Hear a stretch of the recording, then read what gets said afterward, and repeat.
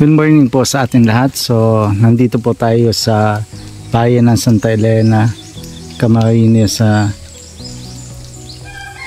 Sur. So, ito po yung property na titingnan po natin ngayon na 4 hectares. Kung mapapansin po ninyo itong kubo-kubong ito, dala po ito ng property, papaganon. So, lahat po na nakikita natin na nyugan na dito ay part po yan ng property papunta po doon. The same time, ito naman pong palayan na ito ay kasama, included doon sa property, papunta po siya doon. So ito naman po ay yung kalsada po, Barangay Road. So ito pong property ay nakagilid po sa kalsada, kaya po wala kayong magiging problema doon sa kapag may sasakyan po kayo. Yan po ang property natin na 4 hectares. Yan, hanggang doon po siya. Yan, ang palaya na yun doon, hanggang doon sa gilid na yun, papunta po doon. So right now, titingnan po natin dito, lalakabayin po natin yung property.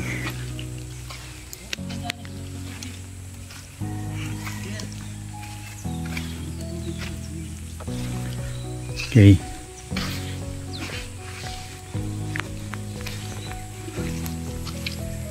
So yan, yung mga puno yung manggang yan, malaki, kasama po yan sa property.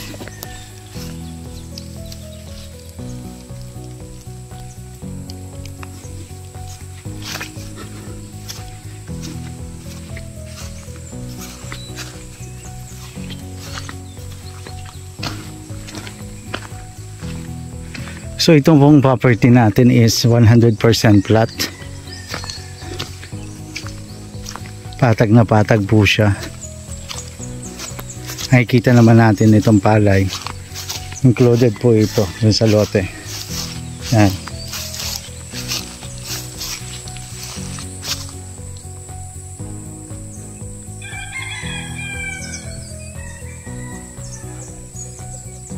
Yan, palayan po ito. At the same time, papunta po doon. Yan. Hanggang doon po siya.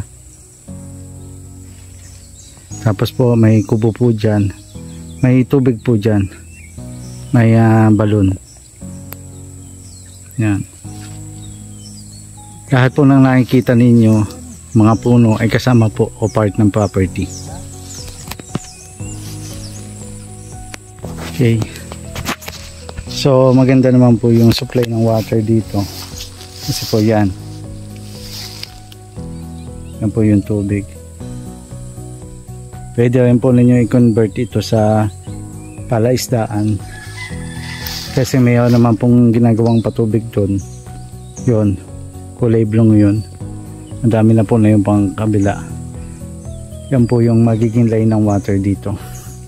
So ito pong area, itong napapansin po ninyong ito, part na walang tanim ngayon, ito po ay kasama dun sa property.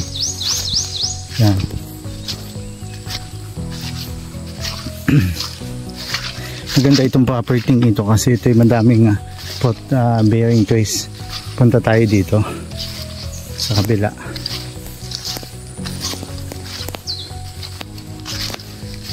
So yung kahoy na yun po ay Nara, tama ako?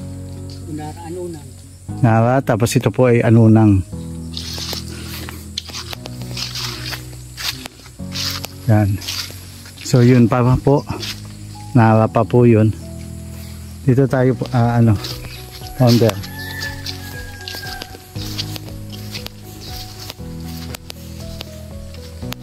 So tayo po ay nasa loob na mismo ng property. Ito pong kagandahan ng itong property, tabing-tabing kalsada. Hindi pa lang po semento, pero ongoing na po yung pagsisemento.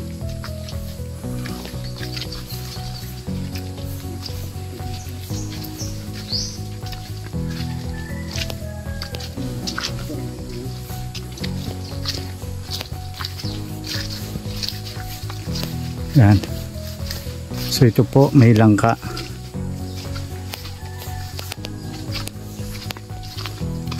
So yan, may bunga yung langka.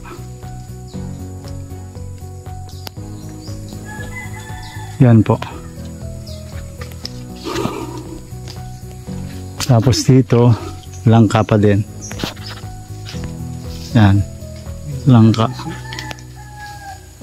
Tapos yung kabila, yan, kamansi po yan. Puno ng kamansi. Para din siyang langka, bilog lang. Tapos mayroon po siyang portion na bahay dito. Ito po ay included na dun sa property. So kasama po yan sa ibibigay po sa inyo to turn on. Ito po ay maayos pa.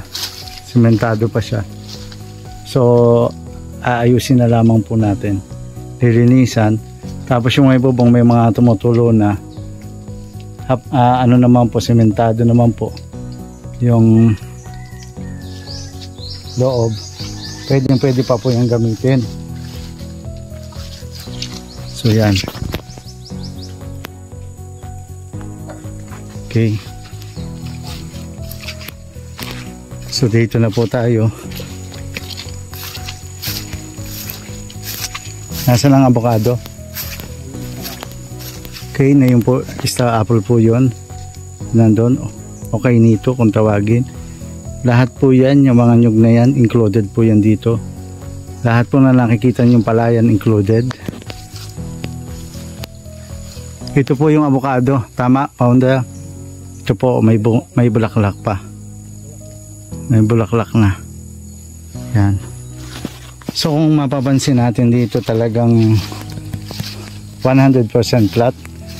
Magandang investment, pwede itong lagyan ng manok ng panabong. Kung mahilig po kayo sa mga manok na panabong. Maganda po dito dahil dito presyong hangin, tapos the same time hindi pa populated. Then hindi pa rin masyadong karamihan ng tao. Yun. Kainito pa po yun. Yan. So ang ganda ng ano niya, Carabao grass po yung damo.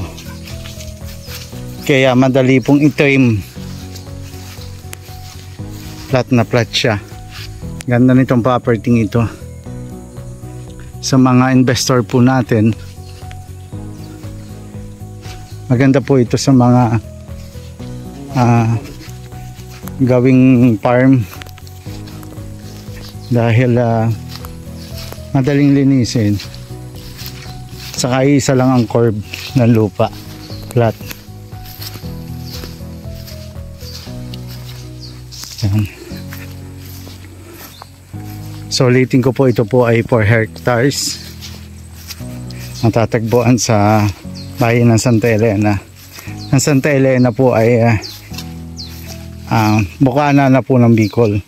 Kaya kapag nanggaling tayo sa Manila, more or less mga 7.5 to 8, rather mga 8 hours nandito na po kayo. From Manila po yun, Manila City. So ito po yung kalsada. Then kalsada din dito. So ito pong left na ito yung included sa property. Itong right po hindi na po kasama. So dito lang po tayo. Ang ibig sabihin, nakagilid po yun sa ating lote talaga, yung kalsada. Kaya once na ng semento ito, lalo nang mamahal itong property ito. As of now, affordable pa siya. Kasi hindi pa ganun ka ganda yung kalsada. So as time goes by, habang nagkakamiyan ng mga improvement sa mga properties, na mahal ang mga lote. Alam naman po natin yan.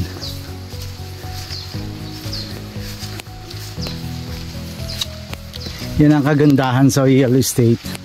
Hindi siya mananakaw. Kahit ano pong gawin ninyo dito sa property, nabili na ninyo ito, pwede nyo ipamana sa anak, apo, kahit kanino nyo gusto. Habang tumatagal, dumadagdag ang presyo. Yan. Ito na po yun. Diretso na po ito pamunta sa barangay hall. So ito na po yung kabuuan ng 4 hectares. Yan. Palayan, niyugan. Ang palayan po siguro ay mga 1 hektarya. Tapos 3 hectares po yung niyugan. Yan po ang kalsada. Bumaybay talaga po sa property. Sa gilid. Tapos doon sa kabila, gilid din po ng property.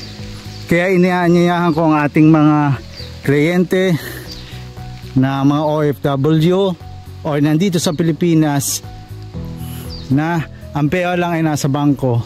Ito po yung pagkakataon ninyo na bumili ng property na affordable right now. Napakaganda. Pwede ninyong lagyan ng mga halaman, pwede ninyong lagyan ng mga hayop na pwedeng pagbakasyonan. Dito po yan sa bayan ng Santa Elena.